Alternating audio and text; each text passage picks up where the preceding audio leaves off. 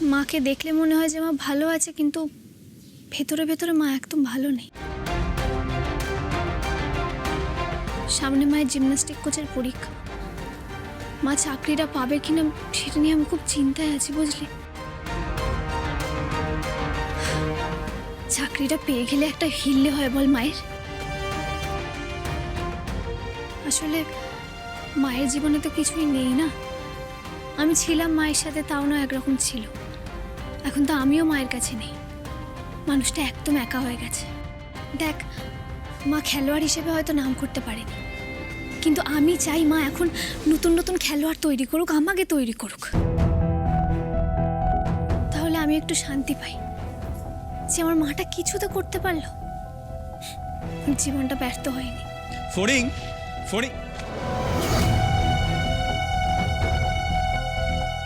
কি গো, তুমি এরকম হন্তদন্ত হয়ে এলে, কি ব্যাপার?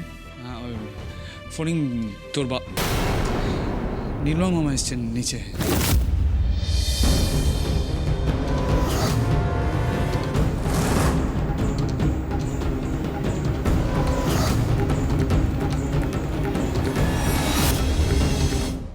এসো এসো এসো, হরিণের সঙ্গে দেখা করবে। আরে এসো এসো এসো, তুমি যখন ইচ্ছে আসবে এই বাড়িতে, এসো। আরে স্বরূপ, সময়টা পাল্টে গেছে। আমি নির্মল মামা, সময় পাল্টে গেছে ঠিকই, সম্পর্কগুলো তো পাল্টায়নি এখন। এক্স্যাক্টলি মামা, এটা তোমারও বাড়ি। এসো এসো, তুমি হরিণের সঙ্গে দেখা করবে যখন ইচ্ছে আসবে। দাদা, তুই উপরে নিয়ে চলে এসেছিস, ভালো করেছিস। বলছি কি, তখনও জিজ্ঞেস করবো বললাম, তোমার কি শরীর খারাপ, তোমাকে কেমন দেখাচ্ছে? আমাদের তো পূর্বমের সাথে দেখা হলো, কই কিছু বললো না তো? না, আমার শরীর ঠিক আছে। এ কি অবস্থা তোমার নির্মল মামা? তোমার শরীর ঠিক আছে তো? হ্যাঁ, আমি ঠিক আছি। আসলে বাবুর সাথে এরকম একটা ঘটনা ঘটলো, আমি তখন আসতে পারিনি। তারপর শুনলাম যে ফড়িংয়েরও অ্যাক্সিডেন্ট হয়েছে, সে হাসপাতালেও ছিল। আমি শুনে আর থাকতে পারলাম না, তাই ভাবলাম একবার দেখা করে আসি।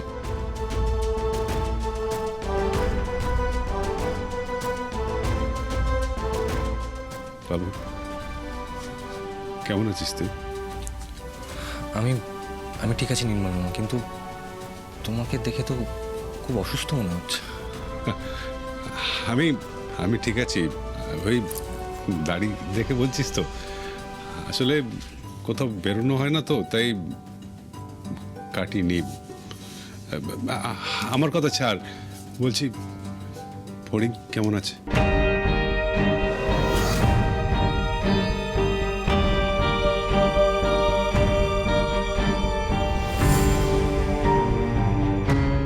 রাধারানী, তুমিও এখানে আছো?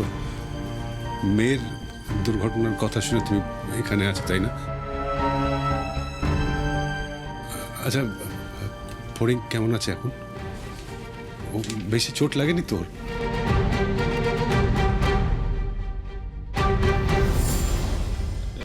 ইয়ে মামা মামা, ফড়িং এখন ভালো আছে।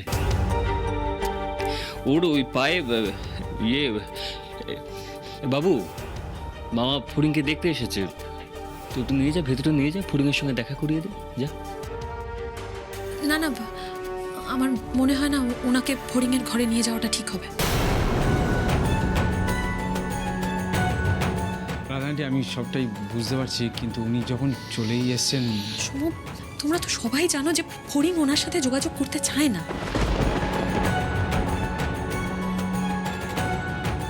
আর আমি তো আপনাকেও বলেছি নির্মলদা, আপনার সাথে আমার বা ফড়িংয়ের কোনো সম্পর্ক নেই। আপনাকে তো আগেও বলেছি, আপনি বুঝতে পারেন না কেন? তারপরেও আপনি কেন এসেছেন এখানে?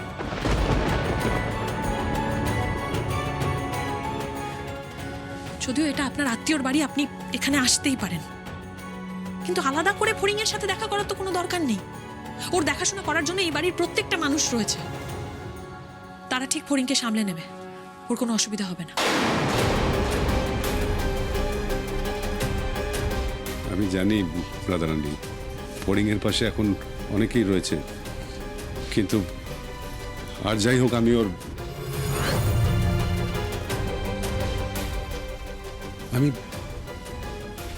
ওর সাথে দেখা করতে আসতে পারবো না, এটা হয়? এতদিন তো হয়েছে নির্মলদা, এত বছর তো হয়েছে, ফড়িংয়ের জন্মের খবরটাও না আপনি জানতেন না। আমি মেয়েটাকে ছোট থেকে এত কষ্ট করে বড় করেছি, ওর সব দায় দায়িত্ব আমি একা নিয়েছি। আর এখন তো ওর শ্বশুরবাড়ির প্রত্যেকটা মানুষ রয়েছে, ওর দেওর ভাসুররা ওকে এত ভালোবাসে, কপাল করে এত ভালো একজন শাশুড়ি পেয়েছে, ওর যারা ওকে এত আদর যত্ন করে। আপনার এর মধ্যে আসার কোনো প্রয়োজন নেই।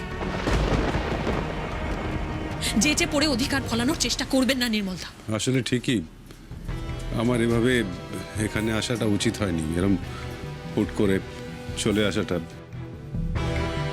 আমি আমি জানতাম আমি এলে হয়তো ফড়িং আমার সাথে দেখা করবে না বা 4টে বাজে কথা শুনিয়ে দেবে।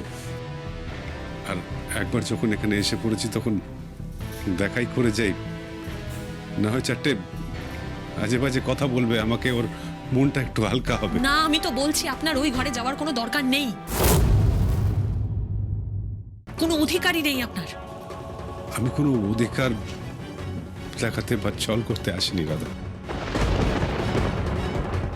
আমি তো ওদের সাথে যা করেছি, বিশেষ করে তোমার সাথে যা করেছি, সেটা সত্যি খুব অন্যায়। আমি আমি সে তো আর ফিরিয়ে নিতে পারবো না রাধারানী। দেখো রাধারানী, আমি চাই না ফড়িং সারা জীবন অবাঞ্ছিত হয়ে থাকুক। তাহলে কি চান আপনি? কি করতে চান বলুন? কেন পুরনো কথা বারবার করে বলছেন? আচ্ছা নির্মল মামা, তুমি কি বলতে চাইছো বলো তো এক্স্যাক্টলি? না মানে তুমি কি রাধা আন্টিকে স্বীকৃতি দিতে চাইছো?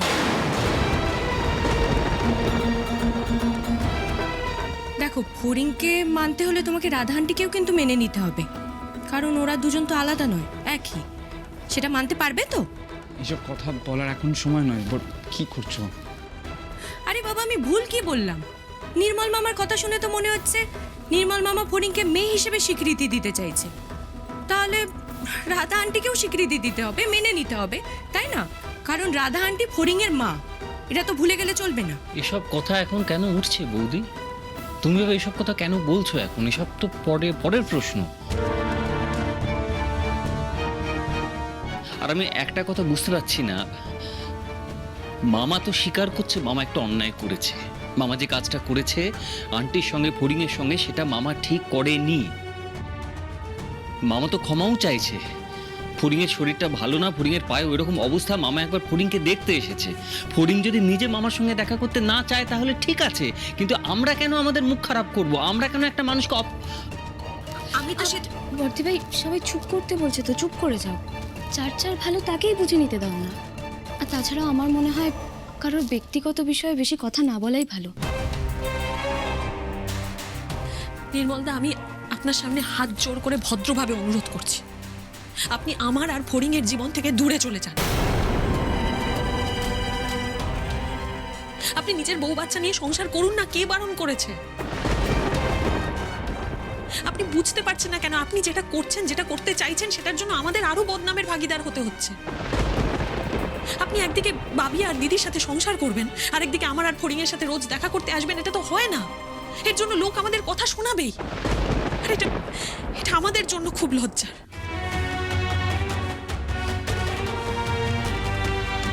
আই এম সরি, আমি আসলে ব্যাংক বাবু একটু এদিকে শুনবে?